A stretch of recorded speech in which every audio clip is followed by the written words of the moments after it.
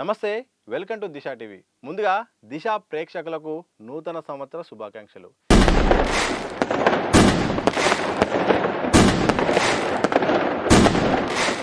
ఇక టాపిక్లోకి వెళ్దాం. తెలంగాణ రైతులకు సర్కార్ గుడ్ న్యూస్ చెప్పింది.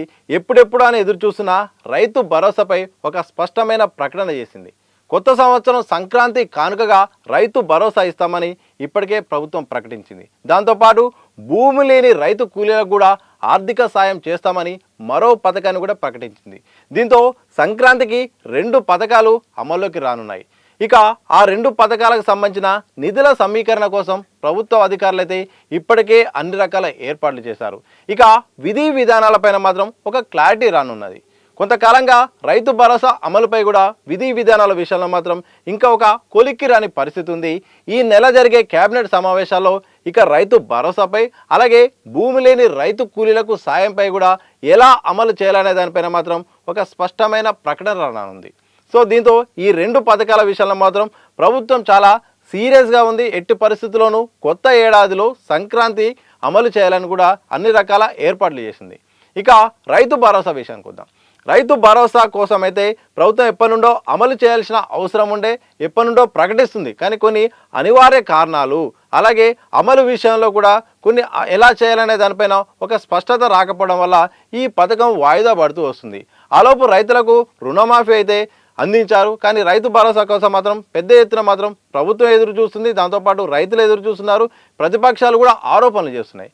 అమలు విషయంలో ఎలా ముందుకెళ్లే దానిపైన మాత్రం చాలా రకాల చర్చ నడుస్తుంది. ప్రధానంగా ఎవరికి ఇవ్వాలి రైతు భరోసా, ఎంత భూమికి ఇవ్వాలి రైతు భరోసా అనే దానిపైన ఇంకా స్పష్టత రాని పరిస్థితి వచ్చింది. ఎందుకంటే ప్రతిపక్షంలో కాంగ్రెస్ ఉన్నప్పుడు, బీఆర్ఎస్ ఉన్నప్పుడు రైతు బంధు విషయంలో విమర్శించింది.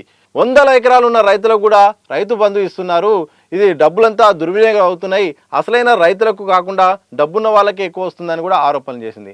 అలాగే పంట పండించని భూములకు కూడా గుట్టలకు, చెట్లకు, పుట్టలకు అన్నిటికి కూడా ఇస్తున్నారని కూడా అప్పుడు ప్రతిపక్షంలో ఉన్నప్పుడు కాంగ్రెస్ ఆరోపించింది. ఇక దాదాపు అంటే ఎవరైతే అర్హులైన రైతులకు భరోసా ఇస్తేనే సరైన న్యాయం జరుగుతుందని కూడా కాంగ్రెస్ సర్కార్ భావిస్తుంది. కానీ ఇక్కడే అసలైన సమస్య ఏంటంటే ఎవరికి ఇవ్వాలి, ఎంత భూమికి ఇవ్వాలనే దానిపైన మాత్రం ఇంకా కొలిక్కిరాని పరిస్థితి. అంటే ప్రస్తుతానికి అందిన సమాచారం ప్రకారం మంత్రులు చేసిన వరుస కామెంట్ల ప్రకారం అయితే ఎవరైతే సాగు చేస్తారో సాగు చేసే భూమికే రైతు భరోసా ఇస్తామని కూడా అర్థమవుతుంది. సో మరి ఎంత భూమికి ఇచ్చేదానిపైన మాత్రం సీలింగ్ విషయంలో మాత్రం ఇంకా క్లారిటీ రావట్లేదు. అంటే కొన్ని 100 ఎకరాలు ఉన్నా కానీ ఎంత భూమిన్నా ఇవ్వాలా లేకపోతే ఒక కట్ ఆఫ్ పెట్టాలనే దానిపైన మాత్రం ఇంకా చర్చల్లో ఉంది. ఈ నెల 4వ తారీఖు జరగనున్న కేబినెట్ సమావేశాలు మాత్రం దీనిపై ఒక స్పష్టత వచ్చే అవకాశం ఉంది. కొన్ని 100 ఎకరాలు గతంలో కామెంట్ చేశారు. అలాగే నిరుపయోగంగా ఉన్న భూములకు ఇవ్వాలా, కొన్ని 100 ఎకరాలు ఉన్నా కానీ ఇవ్వాలనే దానిపైన మాత్రం ఇంకా తర్జన భర్జన అయితే కొనసాగుతుంది. చూడాలి ఇంకా సీలింగ్ విషయంలో ఎత్తివేస్తుందా, అమలు చేస్తుందా అనే దానిపైన చూడాలి. దాంతోపాటు ఇక ఎంత అంటే రైతులను ఎలా గుర్తించాలనే దానిపైన కూడా స్పష్టత రానుంది. అంటే పండించిన పంటకి ఇవ్వాలా, నిరుపయోగంగా ఉన్న భూమి కూడా ఇవ్వచ్చు అనే దానిపైన కూడా. ఇక నిధుల విషయానికి వస్తే మాత్రం నిధుల సమీకరణ కూడా దాదాపు పూర్తయినట్టు కూడా తెలుస్తుంది. దాదాపు ఇప్పుడున్న పరిస్థితుల ప్రకారం 7,500 కోట్ల నిధులైతే అవసరం అవుతాయని కూడా అధికారులు అంచనా వేశారట. దానికి సంబంధించిన ఏర్పాట్లు కూడా పూర్తి చేసుకున్నారు. సో ఇది అంటే గతంలో బీఆర్ఎస్ అధికారంలో ఉన్నప్పుడు రైతు బంధు ప్రకటించింది. రైతు బంధు అందించడం ద్వారా ఎకరానికి 5,000 చొప్పున ఏడాదికి 10,000 ఆర్థిక సాయాన్ని రైతులకు ఇచ్చింది. మేము అధికారంలోకి వస్తే ఎకరానికి 7,500 చొప్పున ఏడాదికి 15,000 ఇస్తామని కూడా కాంగ్రెస్ ప్రకటించింది. అధికారంలోకి వచ్చింది. సో అంటే రైతు బంధు 10,000 ఇస్తే ఇప్పుడు రైతు భరోసా ఎకరానికి ఏడాదికి 15,000 సాయాన్ని రైతు అకౌంట్లోకి జమ చేయనున్నది. సో దీనికి సంబంధించింది అయితే ఇది ఒక క్లారిటీ రావాల్సిన కొన్ని విధి విధానాల క్లారిటీ విషయంలో మాత్రం ఈ నెల 4న జరుగుతున్న కేబినెట్ సమావేశాల్లో మాత్రం ఒక స్పష్టమైన ప్రకటన వచ్చే అవకాశం ఉంది. ఇక భూమి లేని రైతు కూలీలకు ఆర్థిక సాయమైన పథకం, నిజంగా ఇది ఒక మంచి పథకం అని చెప్పాలి. చాలామంది భూమి అంటే వ్యవసాయం చేయడానికి సిద్ధంగా ఉన్నా అంటే వ్యవసాయం చేయడానికి సిద్ధంగా ఉన్న భూమి లేని వారు కొన్ని లక్షల మంది ఉన్నారు. వాళ్ళు వ్యవసాయ కూలీలుగా పనిచేసుకుంటూ ఉంటున్నారు. వాళ్ళకు ప్రభుత్వం నుండి చాలా రకంగా సహాయం, చాలా పథకాలు కూడా అందుబాటులో రాలేకపోతున్నాయి. ఎందుకంటే ఎక్కువ శాతం ప్రభుత్వం అందిస్తున్న పథకాలను కూడా భూమి ఎవరైతే ఉన్నారో వాళ్ళ చుట్టూ ఎక్కువ సాగుతున్నాయి. అంటే రైతు రుణమాఫీ అయినా కానీ భరోసా అయినా కానీ సబ్సిడీ అయినా కానీ బీమా అయినా కానీ ఇలా ఏది తీసుకున్నా కానీ ఎక్కువగా అంటే ప్రభుత్వం ఇచ్చే నిధులు అయితే ఎక్కువ అయితే ఎవరైతే భూమి ఉన్నవారో భూమి చుట్టూ ఉన్న వారికి ఎక్కువ ఈ యొక్క ప్రభుత్వ ఫలాలు అందుతున్నాయి. సో భూమి లేని కూలీలకు మాత్రం ప్రభుత్వ ఫలాలు పూర్తి స్థాయిలో సంక్షేమ పథకాలు సరిగా అందట్లేవు. వాళ్ళకు కూడా కాస్త భరోసా బాసటగా ఉండడానికి ఒక భూమి లేని వారు కూడా ఆర్థిక సాయం చేస్తే బాగుంటుందని ప్రతిపక్షంలో ఉన్నప్పుడు మేనిఫెస్టోలో ప్రకటించింది. దాంతోపాటు పెద్ద ఎత్తున అభిప్రాయాలు ప్రజల నుండి కూడా అభిప్రాయాలు రావడంతో ఈ మధ్య సబ్ కమిటీ మీటింగ్లు కూడా నిర్ణయం తీసుకొని ఈ పథకం అమలు చేయడానికి అన్ని రకాలుగా సిద్ధమైంది. యాక్చువల్గా గత నెల 28వ తారీఖే ప్రారంభం కావాల్సి ఉండగా మన్మోహన్ సింగ్ గారి మరణం కారణంగా అది పెండింగ్లో పడింది. ఇక సంక్రాంతికి అది ఇక పోస్ట్ పోన్ అయింది. సో ఎట్టిపరి అంటే భూమి లేని వారికి కూడా సాయం చేయడం వల్ల వాళ్ళకు భరోసా బాసటాగా ఉండే అవకాశం ఉంటుంది.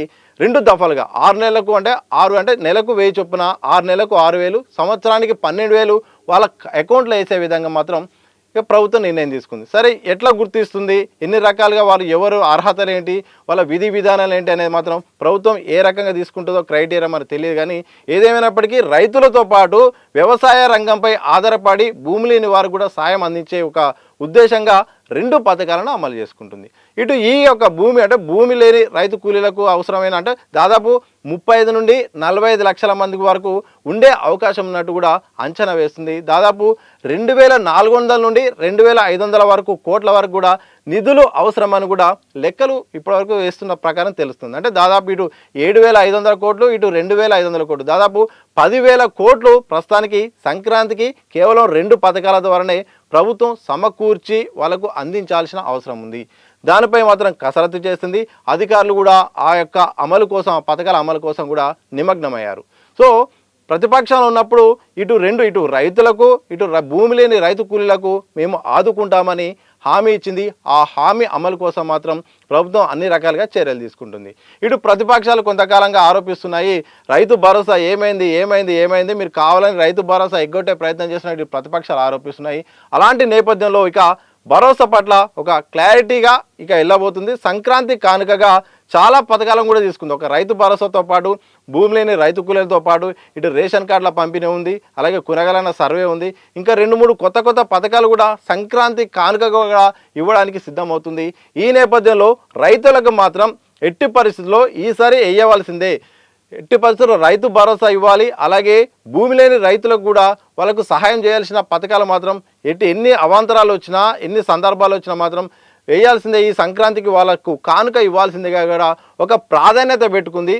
సమీకరణ కూడా పూర్తయింది. ఇక వాళ్ళ ఖాతాలో పడాల్సిన సమయం అయితే దాదాపు దగ్గరకు వచ్చింది. ఇక ప్రభుత్వం కూడా ఈ విషయంలో ఇప్పటికే చాలా పథకాలు చేసి చూడాలంటే రైతు భరోసా విషయంలో మాత్రం ఏం చేయబోతుంది, ఎంతమందికి ఇవ్వబోతుంది, ఎంత భూమికి ఇవ్వబోతుంది అనే దానిపైన ఒక క్లారిటీ అయితే ఈ యొక్క కేబినెట్ సమావేశంలో అయితే రాబోతుంది. ఏదేమైనప్పటికీ జనవరి 4వ తారీఖు తెలంగాణ సచివాలయంలో కేబినెట్ సమావేశం జరగబోతుంది. ఈ సమావేశంలో మాత్రం భరోసా పైన, అలాగే భూమి లేని రైతు కూలీలపైన, రేషన్ కార్డులపైన, ఇంకా చాలా అంశాలపైన కూడా ఇప్పుడు సర్పంచ్ ఎన్నికల నేపథ్యంలో కూడా పంచాయతీరాజ్ చట్టం మీద, కొత్త గ్రామ పంచాయతీలు కూడా ఆమోదం తెలపాల్సిన అవసరం ఉంటుంది. ఇలా చాలా పెండింగ్ అంశాలు ఉన్నాయి. అలాగే సకాలంలో ఈ ఉద్యోగులకు కూడా జీతాలు ఇచ్చేలాగా కూడా నిధుల సమీకరణ అవసరం ఉంది. దానికి సంబంధించిన నిర్ణయాలు కూడా ఉన్నాయి, చాలా నిర్ణయాలు ఉన్నాయి. ఇక రైతు భరోసా పైన మాత్రం ఈ నెల 4న జరగనున్న దానిపైన మాత్రం స్పష్టమైన క్యాబినెట్లో మాత్రం స్పష్టమైన ప్రకటన వచ్చే అవకాశం అయితే కనిపిస్తూ ఉంది.